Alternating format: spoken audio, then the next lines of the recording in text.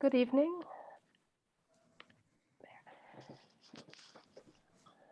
Good evening and welcome, everyone. Tonight is the 8th TACK Talk, and I hope you are all joining us for yet another conversation with architects and academics. Tonight we have two people joining us. That is Verena Brehm, founding partner of Cityförster, and Kendia Weinbelt, a PhD researcher at Hanover University. Verena Brehm will be providing the lecture for this evening. She is founding partner of Cityförster, that was founded as an international interdisciplinary partnerships, primarily of architects, engineers, and urban planners. They work throughout the world, primarily in Europe, but in the meantime are also finishing projects or have finished projects in Albania, China, Zambia. They work on all levels, all scales, regionally, internationally, and they both design projects and guide and implement them in all areas conceivable for architectural practice: housing, working, learning, city, urban planning. Their specialties are some of the kind of strategic planning work, especially aimed at sustainable, resource-friendly, recyclable construction. And they work especially in educational areas, new work environments, new study environments, public spaces, mobility concepts. They have won various awards, and they have many institutional clients. And one of the things that I think is very interesting for this particular network is that they are very deeply engaged with the architectural tools they use to understand each specific site and location they work for. They've been nominated for numerous awards, nominations, including a number of sustainable ones, and the Aga Khan Award in the 2017 to 2019 cycle. At this point, what we will do tonight, as we have done in previous talks, is we will have a lecture with a conversation afterwards, kind of talking on the topics that have come in the lecture, and particularly the questions that arise throughout this network, where we're really trying to get a hold of what kind of implicit knowledge is present throughout the tools and the projects that we're looking at. Verena, if you would want to share your screen, then I will give the platform to you, and I will return again after to start the conversation. And thank you. Great. Thank you, Lara, for introducing our office. Let me share my screen.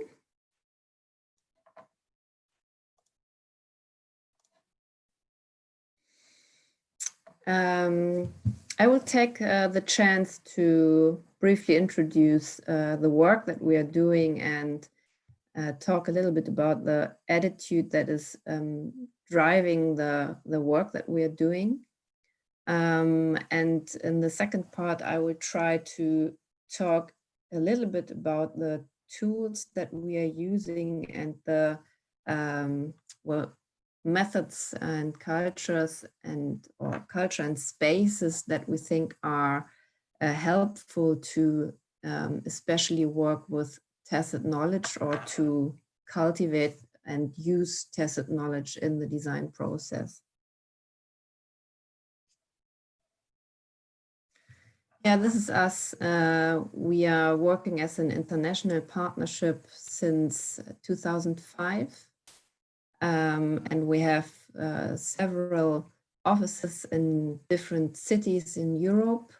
I'm working in the office in Hanover, which is, you could say, the mothership of the whole thing. So we all studied in Hanover, and then people spread it out and decided to live in other cities. And we think that's a very valuable thing to have a greater network of different thoughts and mindscapes that we can all share.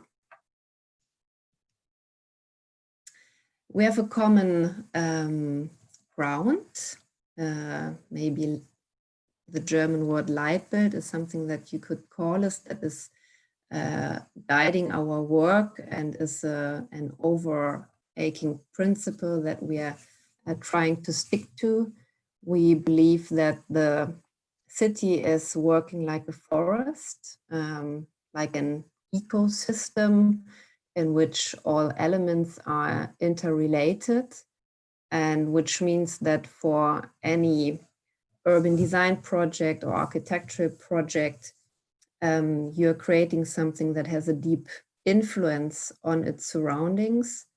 And that is, of course, a challenge, but it's also a chance to create a greater value for the whole place that you are acting in.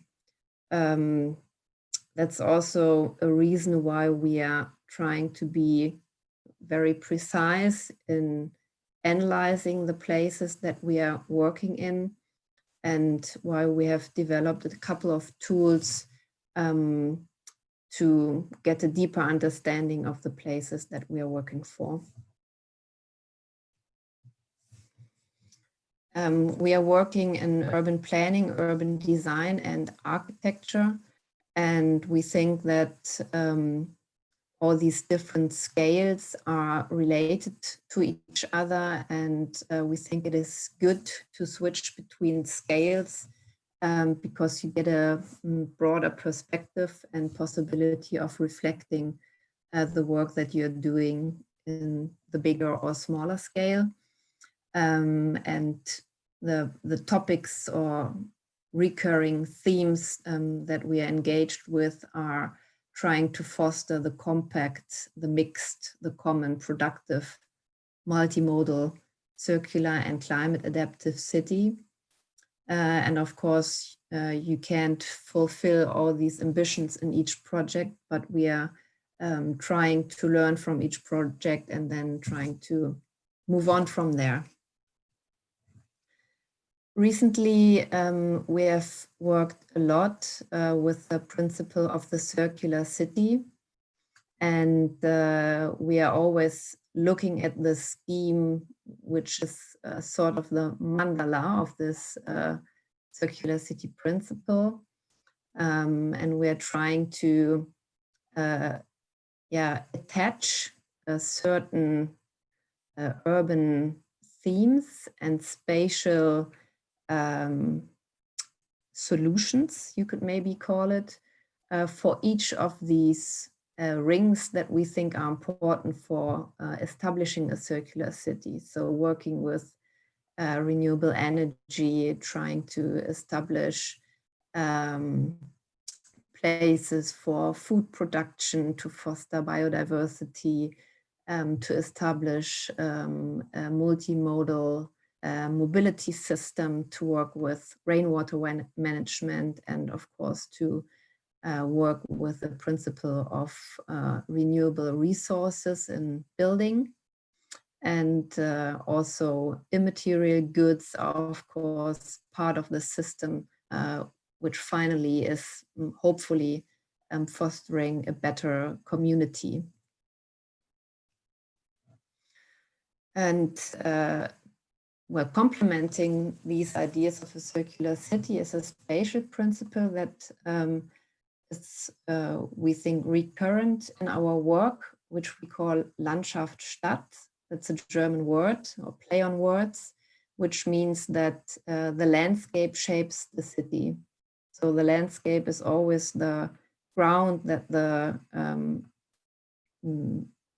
built structure is nested into. That has several reasons, and I will try to explain a little bit of that by projects that we have done. The projects are quite diverse if you look at the scales. So it's smaller projects like single housing projects, but it's also working with neighborhoods and establishing quarters of the city. We design big scale urban developments, for mixed use projects, but also for new types of commercial and industrial areas. This is a cradle to cradle orientated industrial area in Bremerhaven that is now being built. I will flip through a couple of them, starting with this quite small project that was finished last year.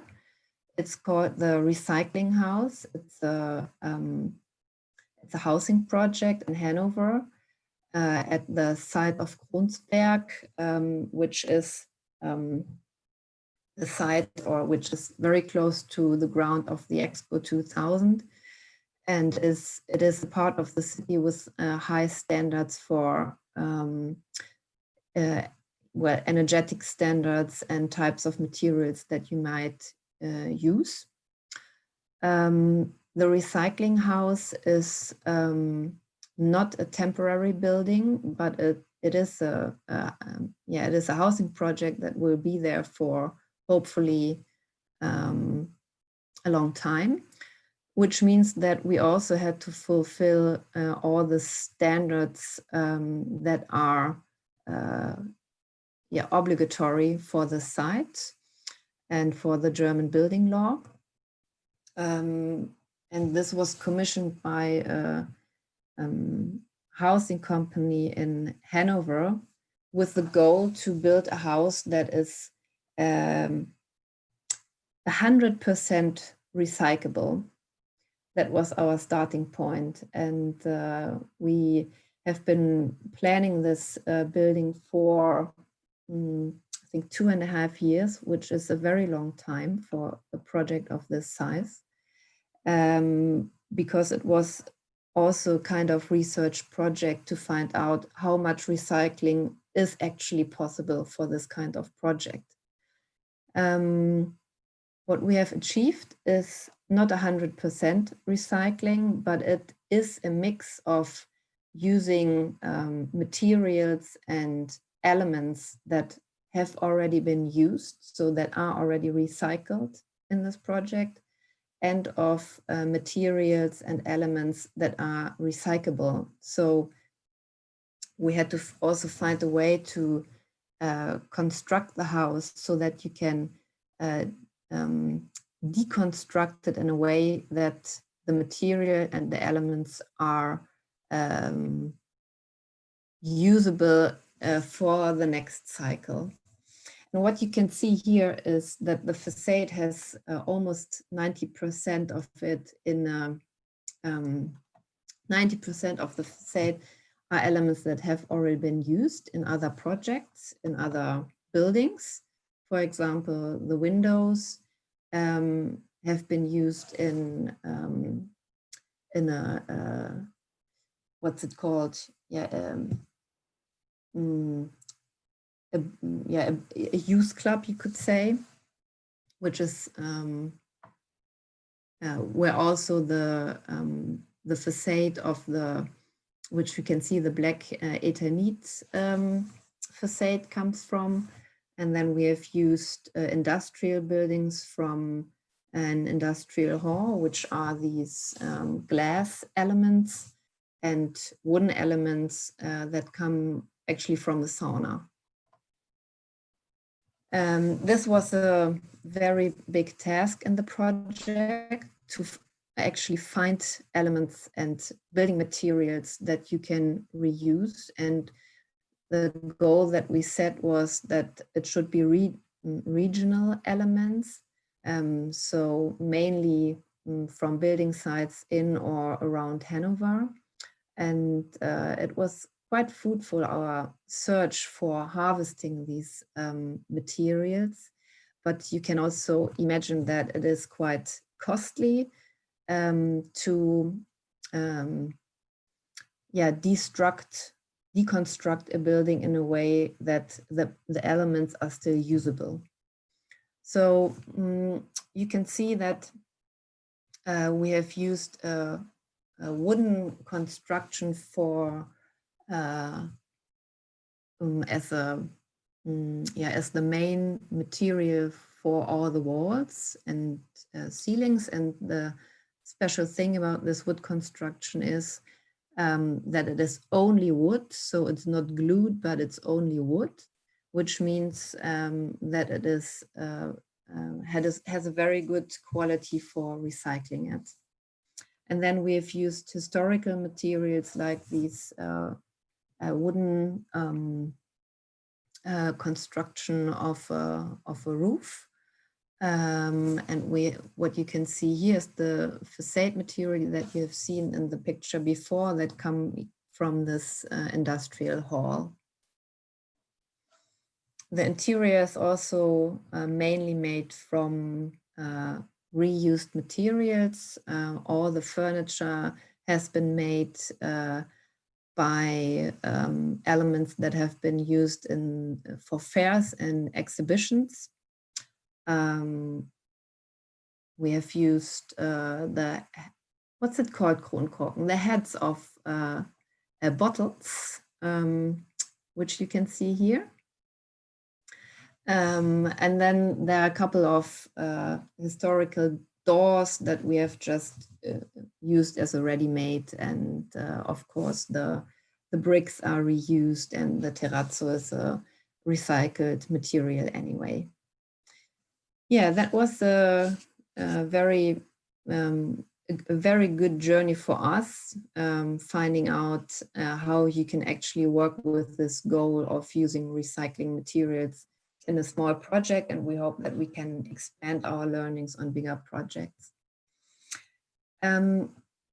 This project, Siedlungsebene 2, is a study that we have followed for a couple of years now, which follows the idea of building on top of bigger buildings, complex buildings like shopping malls and car parks, with the goal to enhance the mix of inner city, inner city grounds, and to establish sites where housing is possible. And we have realized one project in Hanover on top of a car park, which we call Wohnkrone.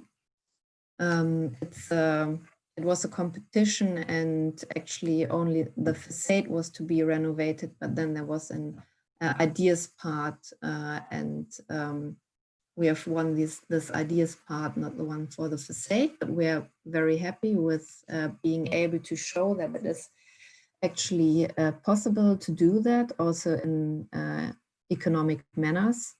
And this is the plan. So you can see that there are 12 apartments built on top of this car park and a smaller area for offices.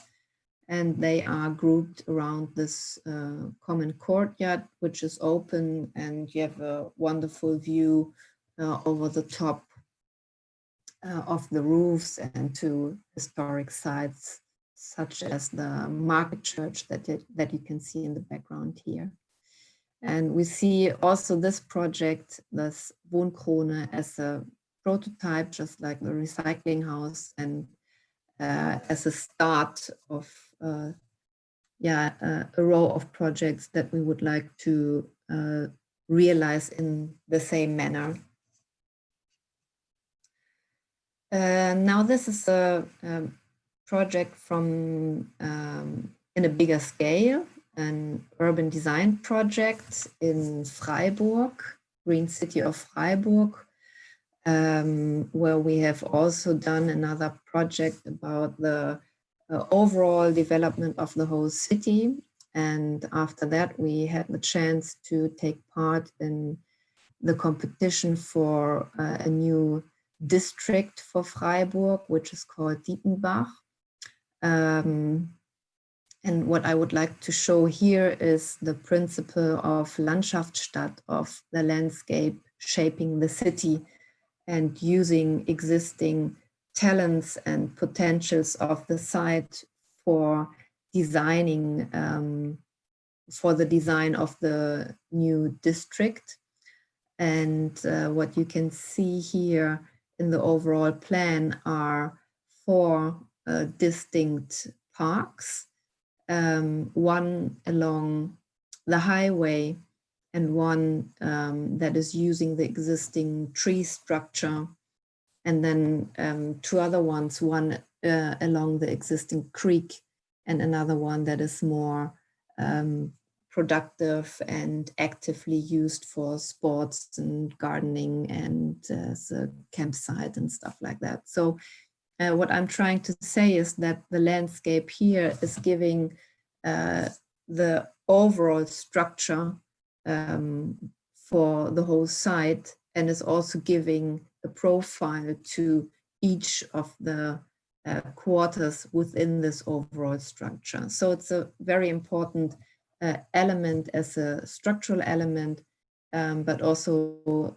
programmatically important, and taking over different functions, also the rainwater management and the strengthening of the biodiversity and being the place where people meet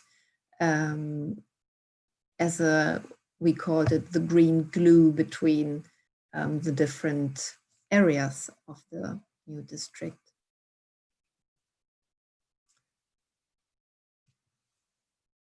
Sorry. This is a project even in a bigger scale. It's also a new district for a city in China, Hefei. So whereas Dietenbach size is 110 hectares, this is 800 hectares. So it's 8 times the size, and we are not going, or we didn't get the chance to do the urban design, designing the housing, but we got the chance to again work with this principle of the landscape shaping the city. So we were focusing on the green structure of this new district for Hefei. And of course, we did that in an interdisciplinary team, together with a company that is called Wasser Hannover, which means Water Hanover, with people from the fields of hydrology and geology and engineering, and of course, landscape architects. And what I find most striking about this task is that you have to think like this. So the form-giving element of the landscape is the water, and the design is focusing on the different levels of the water and how that influences not only the green spaces, but also the building structure around it. And that is, for us, that was a very interesting task, because out of a sudden you have a very dynamic element in town planning and urban design. And it was a very fruitful cooperation with the engineers that we have experienced so far. We have designed a detailed area within one of these 4 parks, and the task was a parallel design of what we did, the design of the topography, the vegetation, and the program within these parks, and then trying to optimize that with the model of the hydrologist, and trying to optimize the water flow so that there's enough space and the directions of the topography are optimized in the way that the rainwater management functions. So there was another layer of functionality that we had to add to our design, and we think that it made it even stronger and better.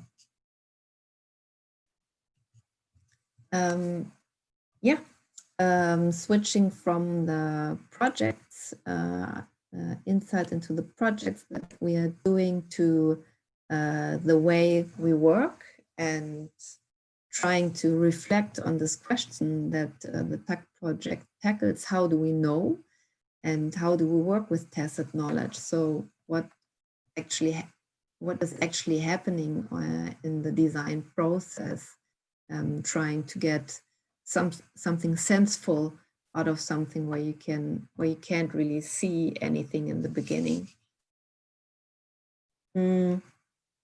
We think that a couple of dimensions are important in triggering tacit knowledge, and we have tried to work with this, but I also have to admit that we are in the middle of reflecting on it, and that's also why we are very happy to be part of this research project.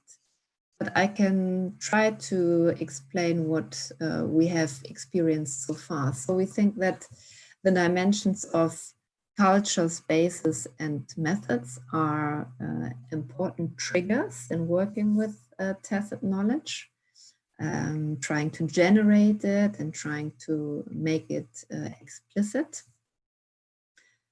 And of course, these different dimensions, they overlap. And we think that if you're trying to interconnect them very well, you get even better in triggering tacit knowledge. So they should form a whole. Part of these elements in the fields of methods and culture and spaces we have named so far. So there are, of course, different working methods that we are trying to get better in, but then there's also the dimension of culture and trying to define team roles and good way of giving feedback and appreciation of which we think are important aspects. And then there's, of course, spatial issues, trying to find optimal working surroundings. And we think that there's not the one ideal space for that, but we think that the combination of different working and spatial situations are fostering good work. Yeah, and that would be ideal if the interconnections are multiple. I would like to now in the end give you some examples of of different elements and aspects of these 3 dimensions. And I'm starting with the dimension of culture. So what do we mean if we say that specific culture is fostering tacit knowledge? We think 2 elements are important in the way we work, which is an interdisciplinary approach that we are trying to cultivate. So we're trying to work with people from different disciplines, landscape architecture, and of course, people from landscape architects and people from the disciplines of hydrology and geology, as I just mentioned, but also foresight researchers and people who are working on mobility concepts. We're trying to establish the teams from the beginning on. So we are not starting as architects and urbanists and then getting other people into the team at certain points, but we call it front loading. We're trying to start as a big team from the beginning on in the early design stages. We like to confront ourselves and put ourselves out there in conferences and workshops. So in settings that where you need a rational but also an intuitive approach, because it's a very intense and short time events where you produce solutions for specific tasks in a very big team. And we like these situations because they are very effective, I would say. And last but not least, important for good culture is, of course, a good team spirit. So you need to trust each other because, as we all know, tacit knowledge are sometimes very sensitive ideas that you might not want to put out to one another if you're not sure that they will be valued. So good team spirit is, of course, something important in using tacit knowledge. Space. As I said, we think that different working situations are super important, and also to switch between different spatial situations and finding out what kind of situations are good for me, but also good for a team to work together. And of course, this is our office. You can see that we're working, everybody, of course, has a desk, but then we're also often working at the counter, in the meeting room. We have a big sketching table, we have a piano, we have a workshop. So we are trying to offer different tools and spatial situations to work on your own and to work together. For the atmosphere in the office, we have an atmosphere that we call, it's not slick, but sticky. And what we mean with that is that we never clean up. So there are models and material samples and sketches and pictures and photographs and different outcomes of our work everywhere, on the walls, on the desks, under the ceiling, just anywhere, because we think that it is good to come across something and as a sort of inception, and then have it in your, maybe working with it unconsciously, and then in a certain design situation, come back to it, and then you are able to actually walk to the wall and look at the picture again and make explicit what it could mean for your design project. And maybe a footnote to that, we have experienced that during Corona, of course, everybody was working in the home and doing home officing. And the design processes, they slowed down immediately because we think that this non-verbal and at the site recognizing something, this not explicitly talking about something, is something that actually that was lacking in the working process there. Maybe.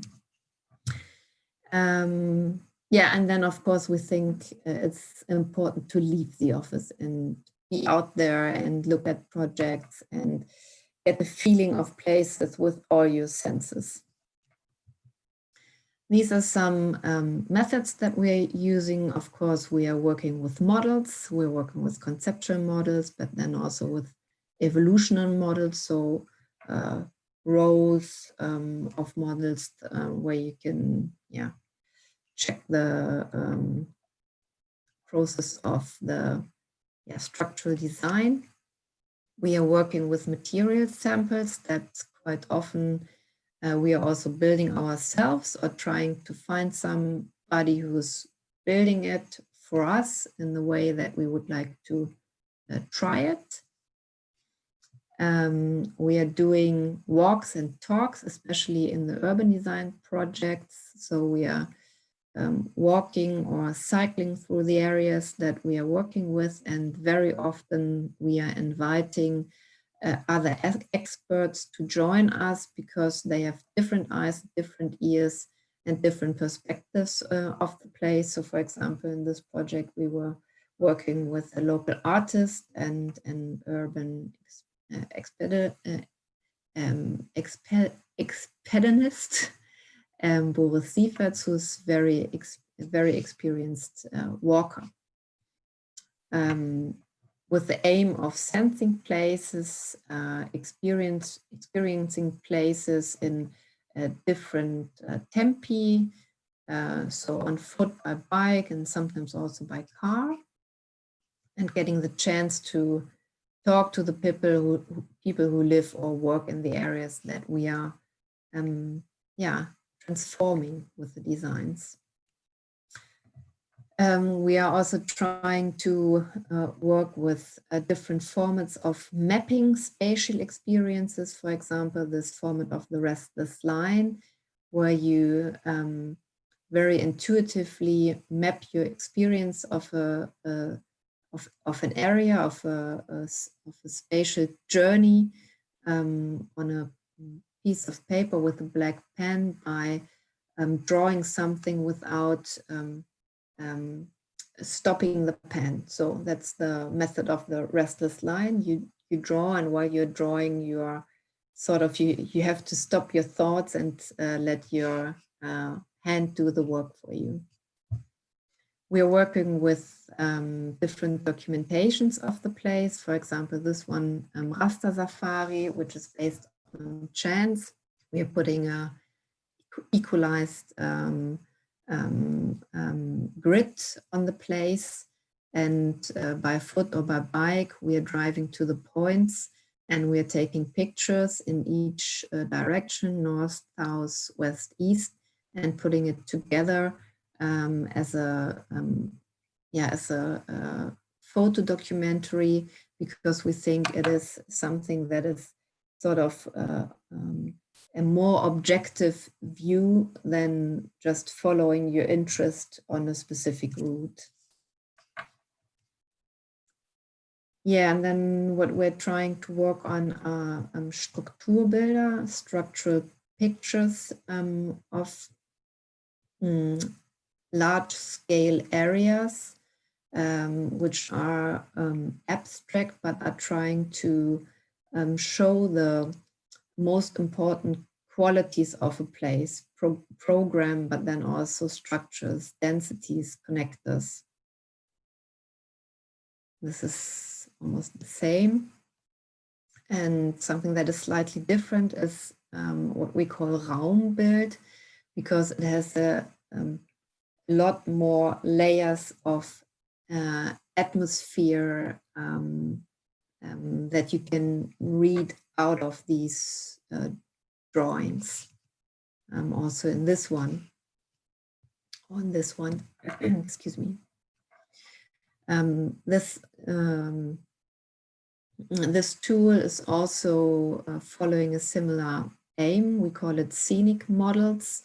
So we are trying to not only show the structure of the built-up areas and the open spaces, but we are also trying to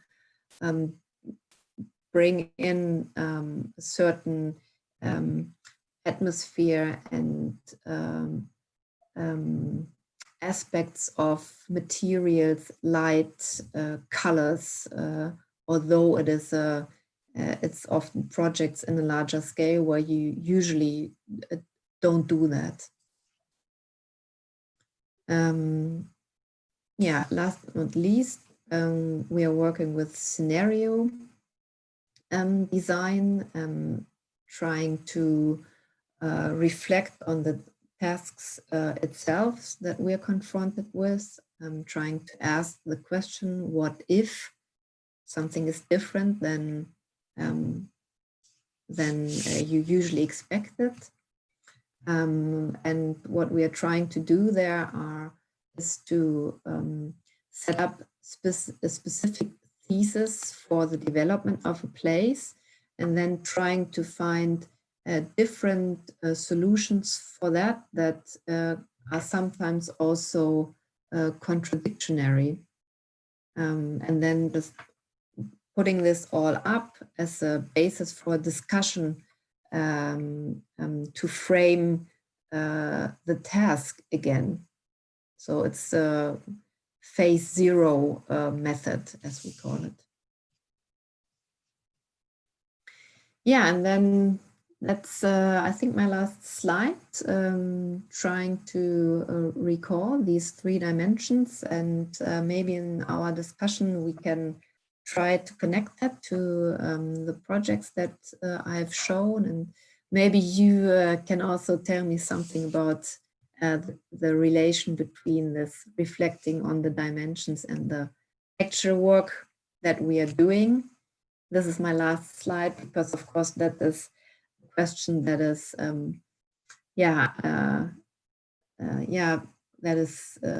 that we are deeply interested in. What is architecture? And we think that the most interesting answer is that you always find a new answer to that.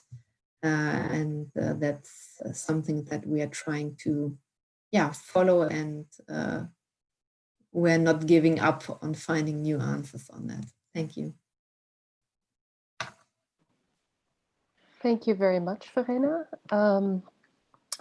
Thank you so much for this wonderful insight into your projects. Perhaps I can ask you to stop sharing your screen, and we will also invite our respondent, Kendia Wijnbelt, to turn on her video.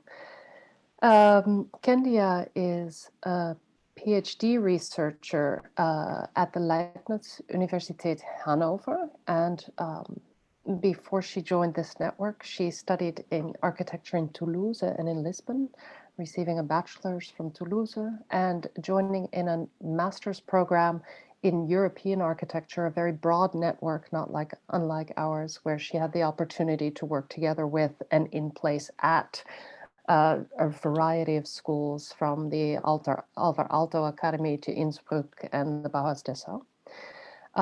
She has been based in Lisbon in the last few years, working with an architecture firm, and is now part of this network within the AKU of the Leibniz University.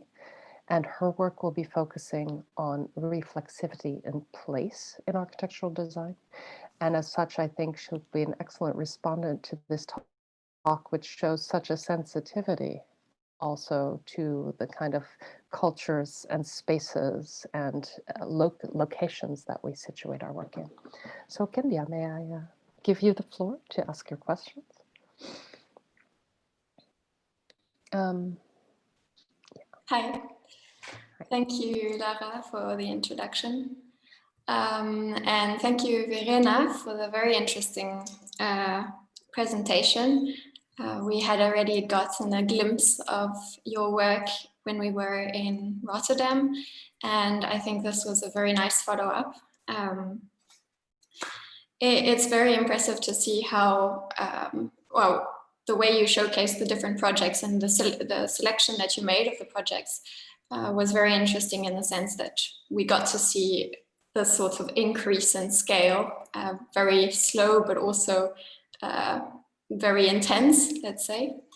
And I think something that came to my mind is how the matter that you work with is so diverse in that sense, because you talk about the lid caps on the one hand, and then the green glue on the other, and these are on 2 ends of a scale, but at the same time they're all present in your work. And I was wondering if maybe you can hone into that a little bit and speak about how the broad variety or scale of matter comes into your work and comes into play. Yeah, well, one reason why we are working in such different scales and also with different topics, as Lara mentioned in her introduction, from schools to housing, but also urban planning and urban design, is of course that we are 8 partners, and each of us has specific interests and competences, and we think that of course it makes our work complex, but we also like that.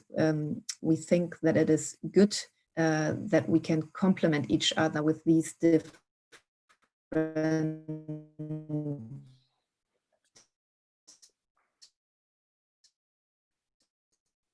working fields and tasks, and also one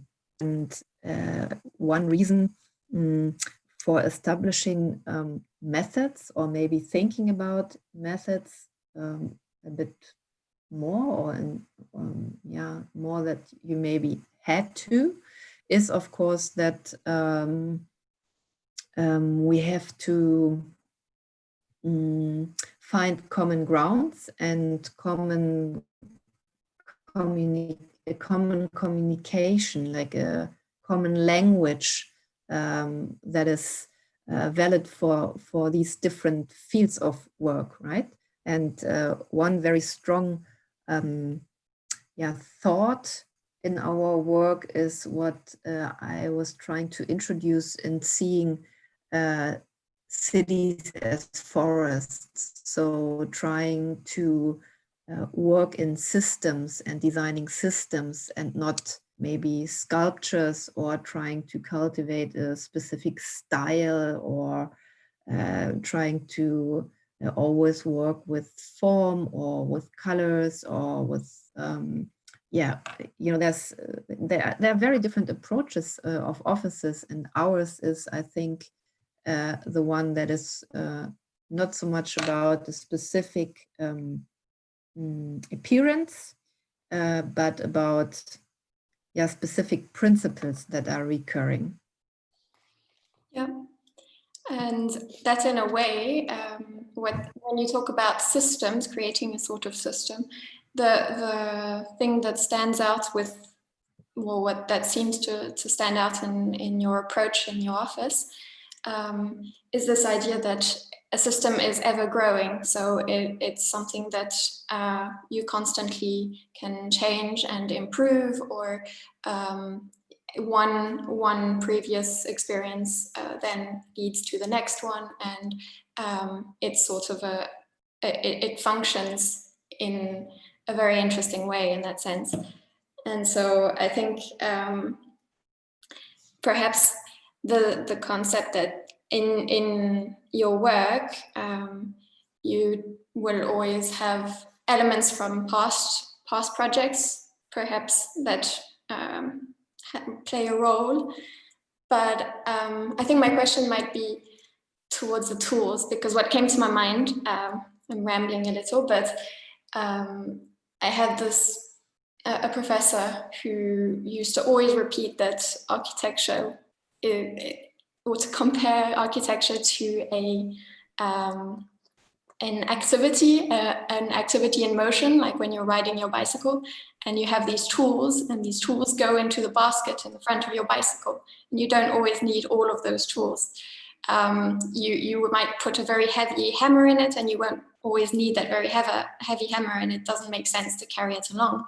And it feels like you often have to be selective, or you have a sort of natural selection, perhaps, in the different tools and methods that you use, depending on the scale on such a different sort of project. Would you maybe have something that brings to light, or? Yeah, of course. I mean, it is something to talk about or to reflect upon methods that we are using, and that is different from everyday life, right? So I'm not always carrying the hammer with me, I would say. Of course, there are also routines in designing, and there are specific methods and tools that we think are working for different scales. So, for example, in an urban design project, in the first phase, we have similar ways of working each time, and that is something that is not always made up from scratch. And I think that is something that is developing, but not from point zero, but we are using a tool or a method, and then we are shifting it a little bit, and but it is also making life easier if you have found out which tools or formats are working in which phase of your design, and maybe also in a specific scale that you're working in, which doesn't mean that the set of tools or methods is finalized, not at all, but I would say there are some that we really like to use, and then we are always, of course, trying to keep our eyes open for new ones that we can steal also from other people. I have to admit that is also something that is very makes me very happy, and there's always a way of course of adapting them. So it's not, I think it's about adapting something for your own work that you have seen in another team, or that you can use from another discipline or whatever. Yeah. And then something else that you were mentioning is this idea of being quite intentional in this approach and the different tools that you can use. But then there's also a side, and you mentioned this intuitive aspect. And so perhaps seeing if on the one hand, how when on the one hand you have these intentional strategies, let's say, or something that you knew was going to be a founding element of a project, how does that leave room for then these unpredictable elements or intuitive approaches that you can have and develop and maybe grow? That's a very interesting question, and I don't think I have a sufficient answer to that. I think the intentional maybe moments in design, it's also something that happens when you let go, right? And something that can happen in a dialogue. So when you're acting upon something and you're sitting in front of the sketch and you're reflecting on what you have found out with a specific method or tool, and then talking about it, there comes something up. And I think that also has to do something with this, what I call the specific culture that or atmosphere within a teamwork that has to be there, so that you're actually willing or daring to, in that situation, come up with something that is maybe also different of what you have been thinking before, or what you have decided before as a team. And because it's, of course, sometimes detours that you have to take when something like that comes up. But I mean, that's not answering your question. But it is. And I think it is very important. If I may hop in here for a moment, Kendia, it does actually open up, I think, something that struck me throughout your lecture that kind of connects Ken's question. I found extremely interesting how you kind of, what the kind of sensitivity to underlying information throughout all media. So cultivating of an attitude in the office that also matches with the kind of sensitivity towards space, a sensibility and a responsibility to the environment. And so to me, I liked your analogy with the forest, because there's a lot there we're only now discovering about how all these systems communicate.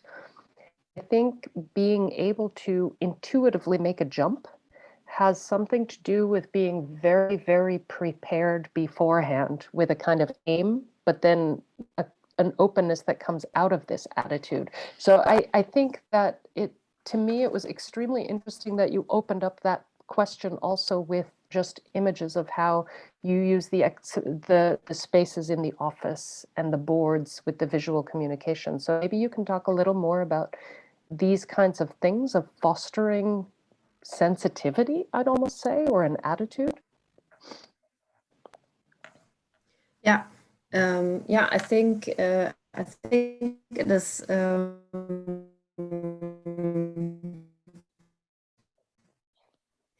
It is for me. It is very related.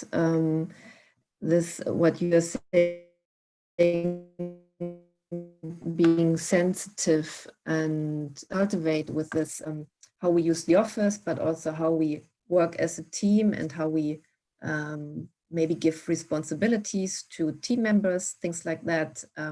Being very open to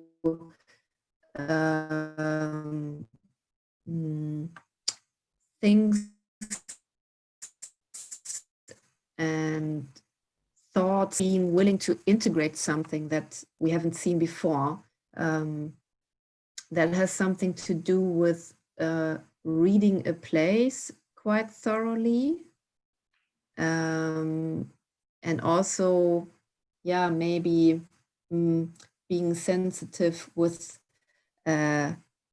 competences of people that you're working with, trying to give room to specific competences and interests that are there in the team, which of course are very diverse, and that is something very good, but of course doesn't make life easy sometimes. I was going to ask you about this idea of how specifically with place, which you just mentioned, how that can come into play in how, as a team, one can uncover place or perceive place or interpret it and make that into, well, a place itself, a new place, create a place. And the different processes that maybe are helpful in that sense, in the collaboration, in sharing these, because we have to learn to communicate these things and to describe, but also, yeah, there are many forms of collaboration, perhaps, possible relations in place and your work.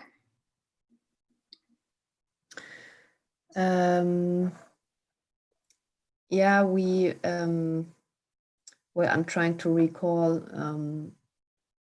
how to answer your question in a clear way. We're experiencing a place is something that we are quite often doing, that we're doing together as a team. So cycling or walking, or yeah, doing that as a group, and on the way talking about things.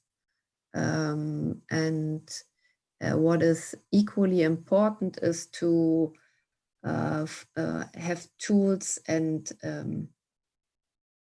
tools to then represent that, right? Not only talk about it, but try to draw it, map it, document it, record it, maybe find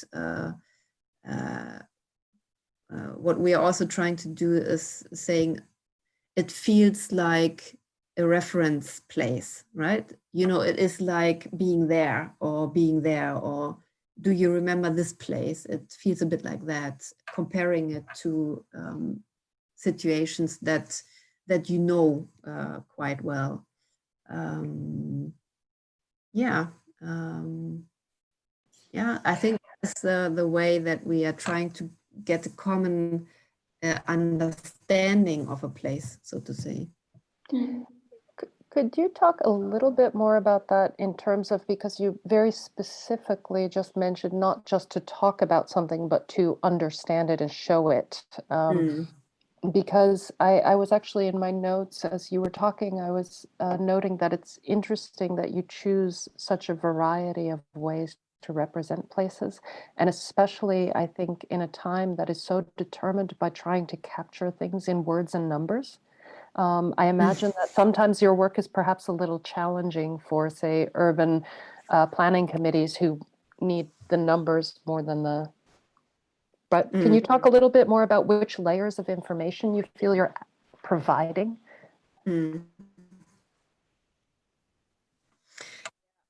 Of course, I mean, when you look at planning documents such as Flächennutzungsplan or Landschaftsplan, sorry, I don't know the English words for that, but various zoning plans and zoning plans, yes, exactly. Of course, it says about something about dimensions and sizes, numbers, also programs, but it has very little to do with the design as gestalt or appearance or atmosphere of a place. And of course, that is something that we are super interested in, because that's the kind of quality that you add to a place. And what we are looking for are different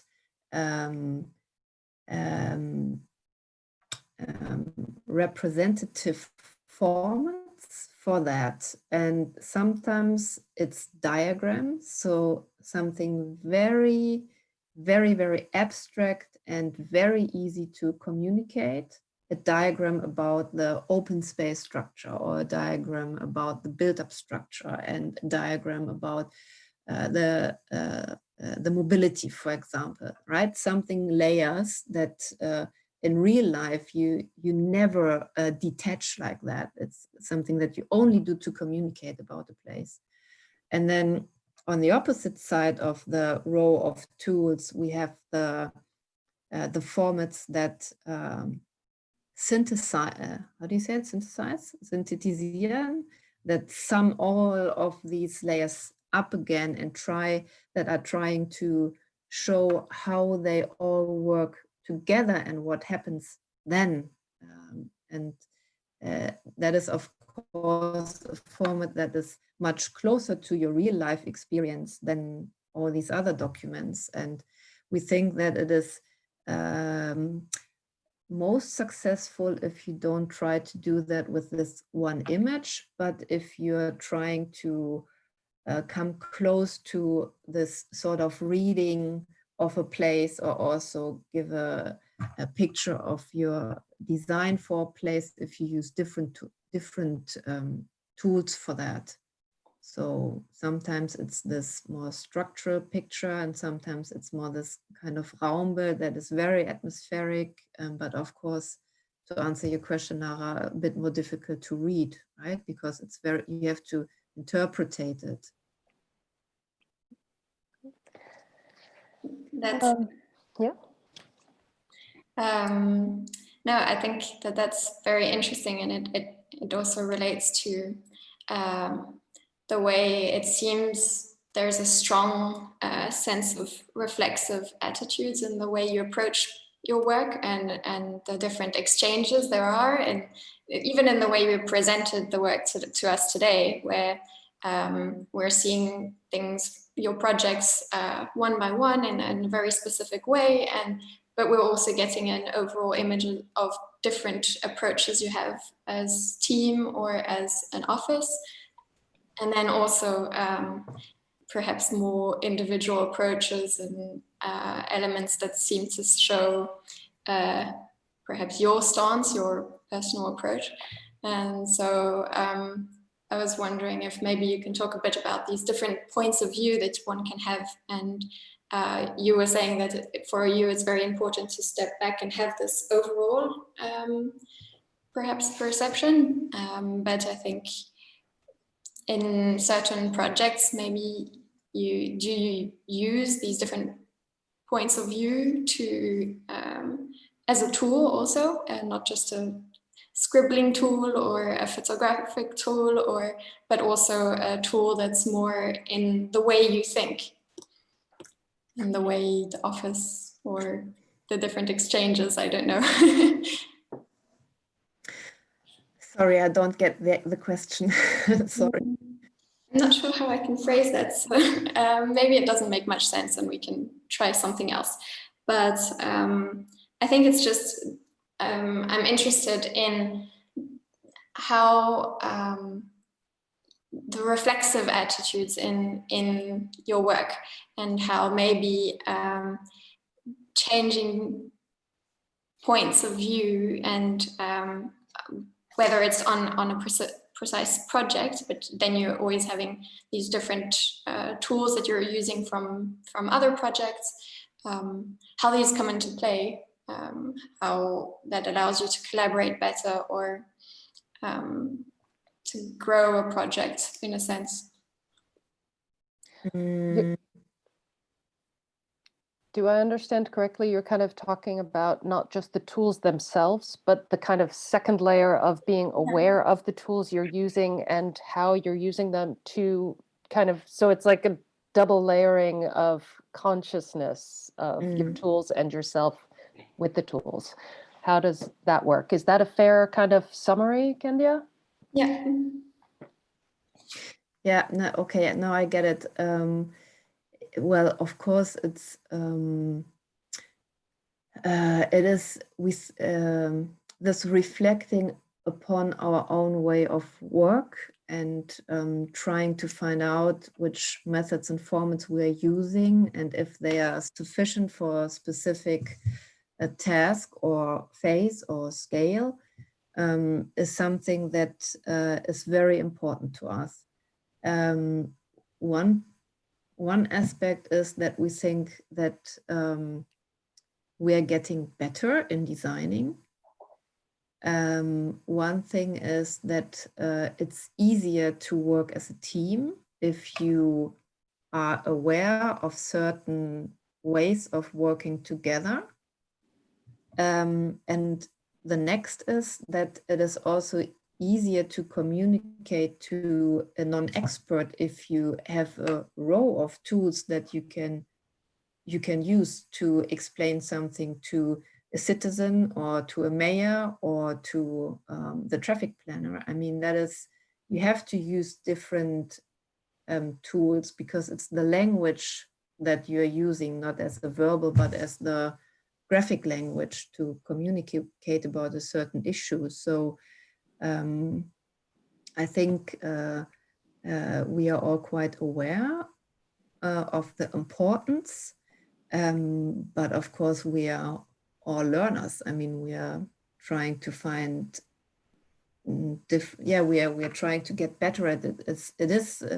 It's not easy to reflect on your own work. I think it's great that you are coming and doing that.